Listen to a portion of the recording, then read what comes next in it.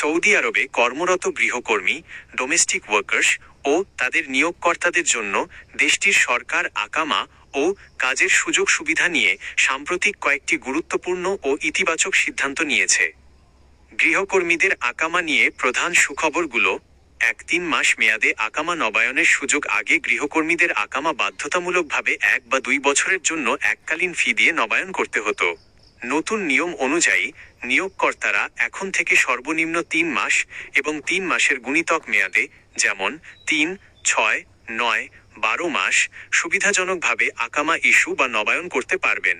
সুবিধা: পুরো বছরের বিশাল অঙ্কের ফি একসাথে দেওয়ার ঝামেলা কমে যাওয়ায় অনেক কফিল এখন সহজেই সময়মতো আকামা নবায়ন করতে পারছেন, যা গৃহকর্মীদের আকামাহীন, হুরুব বা অবৈধ হওয়া থেকে রক্ষা করছে। ২. ডিজিটাল প্ল্যাটফর্মের মাধ্যমে সহজ সেবা যাওয়াজাত। জেনারেল ডাইরেক্টরেট অফ পাসপোর্টস এবং মানব সম্পদ ও সামাজিক উন্নয়ন মন্ত্রণালয়ের যৌথ উদ্যোগে অ্যাপসার ও মুসানেদ প্ল্যাটফর্মের মাধ্যমে এই ৩ মাসের কিস্তিতে আকামা নবায়নের সেবাটি চালু করা হয়েছে। ৩. ইলেকট্রনিক পদ্ধতিতে ডিজিটাল বেতন স্যালারি।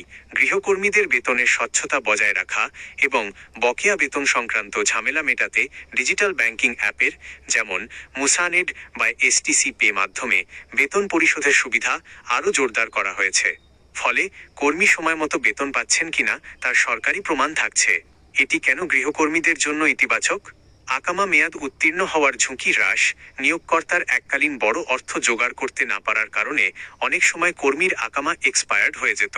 নতুন নিয়মে কম খরচে ৩ মাস করে নবায়নের সুযোগ থাকায় কর্মী বৈধভাবে থাকতে পারছেন। আইনি সুরক্ষা। ডিজিটাল উপায়ে সার্ভিস ও বেতন রেকর্ড যুক্ত হওয়ায় গৃহকর্মীদের কাজের পরিবেশ ও অধিকার রক্ষা নিশ্চিত হচ্ছে।